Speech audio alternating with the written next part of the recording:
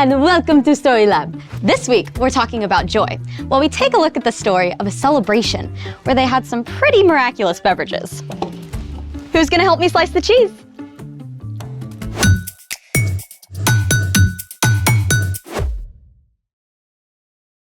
Hey Skylar, I got your text, but why was it all emojis? Hey there, welcome to the party. Barbara. Up. Intros first. Hey everyone, welcome to Story Lab. I'm Barbara. And I'm Sebastian. This week, we're talking about joy, which is choosing to celebrate what God is doing. And speaking of celebrating, on to the feast. In order of our celebration, I have prepared the ultimate dish. Ta-da! I call it macaroni and cheese a la mode, covered with chocolate avocado and ginger snap crumbles. Mwah! Okay, I give up. What is all this? Why the emojis? Why the avocado? And why are you Barbara? Silly Sebastian. Today is our July Day extravaganza. July Day? Yep, I made it up. You don't say. You know those random holidays like Talk Like a Pirate Day that sound fun but almost no one actually celebrates? Arr.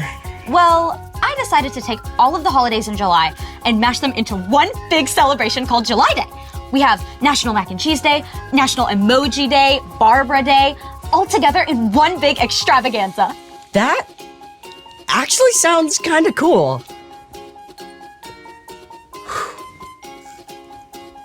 And this is surprisingly tasty. Right? In a weird, I would never do this myself kind of way. There's always a reason to celebrate, and in honor of July Day, I've planned a special experiment. Let's make it! For today's experiment, we're going to make that classic soft drink, root beer. Oh, so National Root Beer Day is also in July. No, that's in August. Keep up. But, sure. To start, you'll need 2 liters of distilled water, 1 cup of sugar, 1 bottle of root beer extract. Root beer extract was traditionally made from sassafras bark, but currently contains wintergreen, licorice, and vanilla. Thank you, random announcer voice. You will also need red and green food coloring, kitchen tongs, a large bowl, a stirring spoon, and our secret ingredient, 1 pound of dry ice. Warning! Always have adult supervision when dealing with dry ice. What he said. Where do we start? Step 1, you'll need to add all of your ingredients to the bowl. Start with the water first.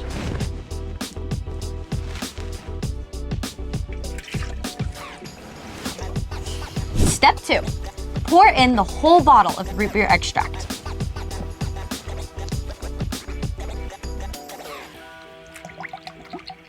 Step 3, add 1 cup of sugar and stir until the sugar fully dissolves into the water.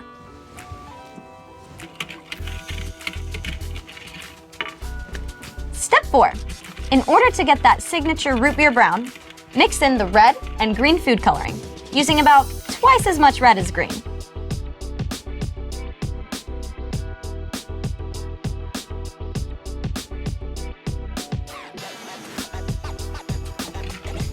Now that's starting to look like some root beer. But it's kind of flat. Where are all the bubbles? That's where we bring in the dry ice. Step 5. I gotta ask, how can ice be dry? Dry ice isn't frozen water. It's actually frozen carbon dioxide. Oh yeah, carbon dioxide is what we breathe out when we exhale, right? Correct. And carbon dioxide also makes all the bubbles you find in soda. Let's do this. Wait! Do not touch dry ice with your bare hand or without a grown-up, because it's 109 degrees below zero. Yikes, that's Arctic. Ready?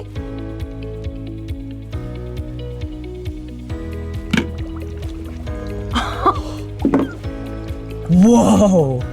You know, it looks like a scene from a scary movie. When dry ice is added to a liquid, it immediately changes to a gas through a process called sublimation. The gas fizzes, creating carbonation. Check out all the bubbles. Aw, cool. Could take a while for that dry ice to sublimate. While we wait, it's time for... The story before the story. Today, we're in the book of John, which tells the story of Jesus. Jesus came to earth as a baby. He's the Son of God, but we don't know much about his early years. We do know that, just like us, he had a lot to learn. As he grew up, Jesus became wiser, stronger, and more pleasing to God and to people. When Jesus was about 30 years old, he went down to the Jordan River to be baptized by his cousin John. God spoke from heaven and said, "This is my son, and I love him." Afterward, Jesus began to teach and gather followers. Which is where our story starts. Take it away. Hey everyone, I'm Jen. Hope you're ready to celebrate because we're headed to an awesome wedding in the village of Cana. So far, no one knew about Jesus, but this began to change at a wedding that Jesus attended in Cana, along with his mom Mary and his new followers. Everyone was enjoying the excellent feast and the wine that went with it. At that time, water often wasn't clean or safe to drink, so most people drank wine. A wedding celebration would last for days, and the hosts were expected to provide all the food and drink for their guests. The wedding feast was in full swing until Mary noticed a big problem. All the wine was gone! This was a huge fail. Running out of wine meant that the bride and groom would be humiliated. Mary knew that her son was special. She turned to him and pointed out, "Do you see? They have no more wine." No wine? Well, that's a disaster. Total party foul. Jesus told his mother, Why are you telling me about this? The time for me to show who I really am isn't here yet. but Mary wouldn't take no for an answer. She marched up to the servants and said, "Do what he tells you." Okay. 6 giant stone jars stood nearby. These were used for ceremonial washing and could each hold more than 20 gallons of water. Fill the jars with water. You got it, boss.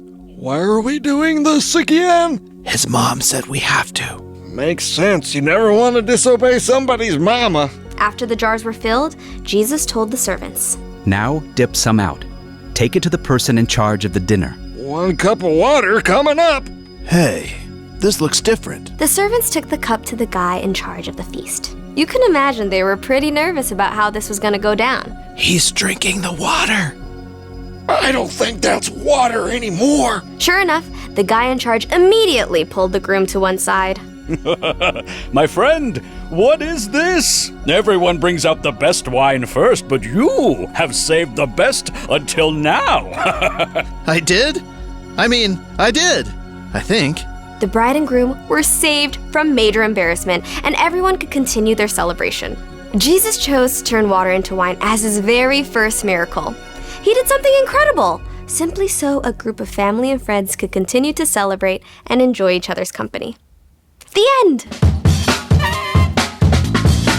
Those servants, can you imagine their faces? Total shock. Cleaning water one moment, expensive wine the next. God loves a celebration for sure. So, what's our part in the story? Well, Jesus showed how important it is to find joy in spending time and celebrating with family and friends. So go to all the birthday parties. It's true that parties are great, but that's not the only way we can celebrate.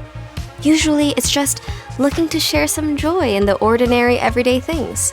Like if you just finished reading a great book, you can share it with your friends so you can both enjoy it. Or you can celebrate that it's Friday and give some cookies to your neighbors. When my mom and I finish weeding the garden, we celebrate by making super awesome frosty lemonade.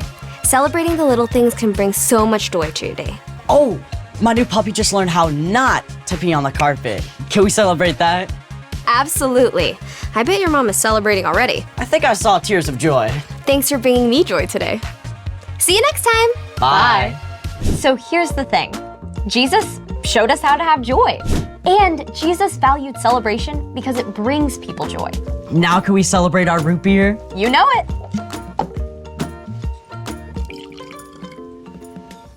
Cheers. Cheers. Ooh, that's good. We have officially turned water into root beer. Through the miraculous science of dry ice. Thanks for joining us in the Story Lab. See you next time. We gotta make more of this.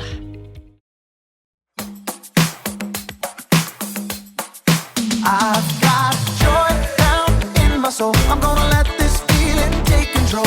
Joy down in my soul to stay, and nothing's gonna take it away. Joy down in my soul. I'm gonna let this feeling take control. Whatever comes my way, I'll be okay. 'Cause I've got joy. Oh, I've got joy.